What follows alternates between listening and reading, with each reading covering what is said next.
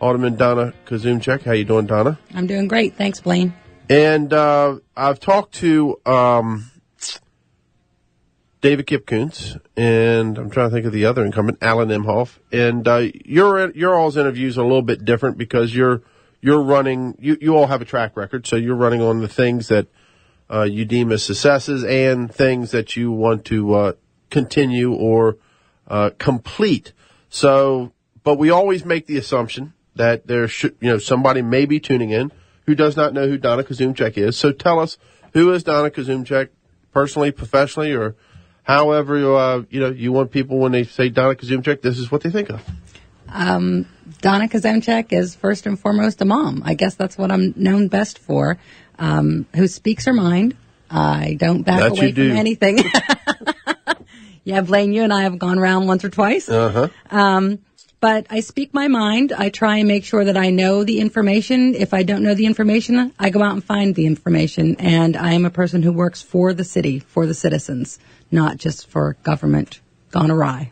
All right. Now, you're running for your third term. I'm running for my fourth term. Is it really? It really is, Blaine. Is it really your fourth term? Yep. We were first alderman together 12 years ago. Well, I stand corrected. You're running for your fourth term in city government. And why are you running again? I'm running because I think I make a difference. I've seen the difference. Even this time, I've seen the difference that I make. Somebody needs to ask the tough questions. Somebody needs to be able to stick their head out and say, wait a minute, something needs to stop. You need to slow down. And I'm that person. I'm the person to make sure the questions get asked when they're tougher than other people want them to be. Now, I get a little bit in history, but you made me think of something. You might be, we'd have to check on this, if elected, you'll serve under 4 different mayors. First, Mayor Jim Grimes, Mayor Jennifer Doherty, Mayor Jeff Holtzinger, and then obviously we are going to have, well, I guess if Jennifer gets elected, again, then it wouldn't be, but possibly 4 different mayors. Possibly. And I guess each term's been a different experience. It has been. It's been a different and very much a learning experience. Every term has been a learning experience. I think that this one, for me, has especially been a learning experience in many, many ways, just because maybe it's just I'm getting old, Blaine, but I'm learning to stop and think about things instead of just jumping into them first. That doesn't mean I'm not going to jump. That just means that I think first, and then I jump. All right, if you just tuned in, talking to Alderman Donna Kuzemchak, running for her 4th term. And today we'll wrap up all the interviews with the candidates. We'll talk to 4 folks that are running for alderman today. You can go back and listen and watch these interviews at WFMD.com. Go to the Blaine Young page. I want to thank Pat for being in the studio, recording all these interviews. Donna, what would you say if someone says, well, what have you accomplished in your 3 previous terms, as an alderman? I think the biggest thing I've accomplished is opening up government, making constituents realize that they have a voice, that they have a way to get to government, and that government isn't just ignoring them. That's my biggest accomplishment. All right. Now, when you go, you're out there knocking on doors, talking to folks. What are your platform? Is your platform different in this election than it was in the first, the second, or the third on some of the key issues that you may be voting on? I know that the annexations, you were the only alderman that voted no on one of the 3, I believe, correct? So I know growth has been a concern of yours. Are you finding the same issues today as you did in some of the other elections that you ran in? I find many of the same issues, and that makes me a little sad because I think that we should have come further than we have. I think government is cyclical. We take care of one thing, and then we go back and take care of a different thing, and then we go back and take care of a different thing. And I think that's one of the reasons that it's important to keep some people in office who have been in office for a while, because we can tell you the history behind it. We can tell you, oh, that's been tried before, but you might want to try something different. And we actually know a lot more than you think sometimes. But it's great. I'm learning more in this campaign than I have in the last 2 campaigns, I believe. What do you mean?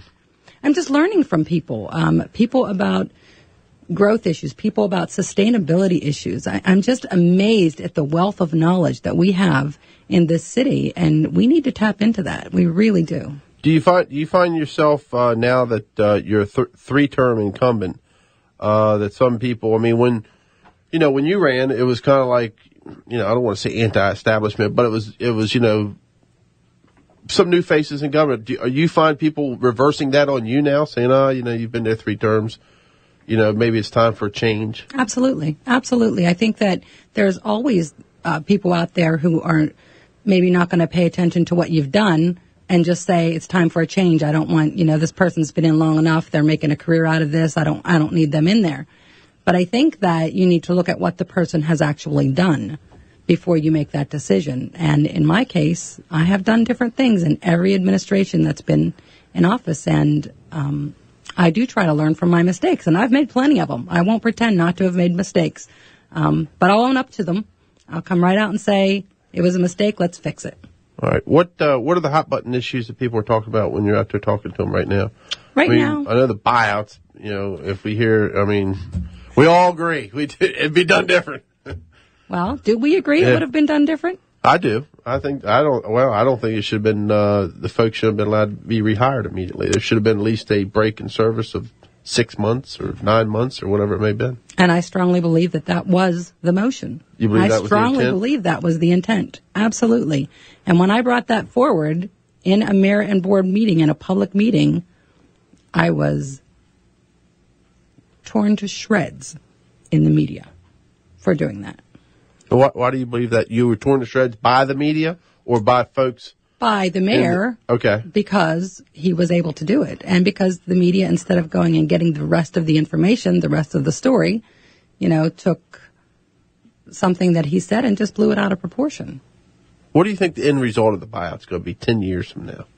10, 15 years? Are you asking me positive or negative? No, just what you think. You think when they look back, obviously, I think a lot of people agree that kind of some of the minutia, the details should have been done different in terms of allowing someone to retire on Monday, be rehired on Tuesday. I think most people would agree there should have been a break in employment. But in the end, do you think that it's going to save the city some money? Is it going to break even? Is it going to cost the city a lot of money? What do you think the end result? Because really, I know that they run all these scenarios, but you're not really going to know until 10, 15, probably 20 years down the road at what the end result is. But they didn't run all those scenarios. That's the problem.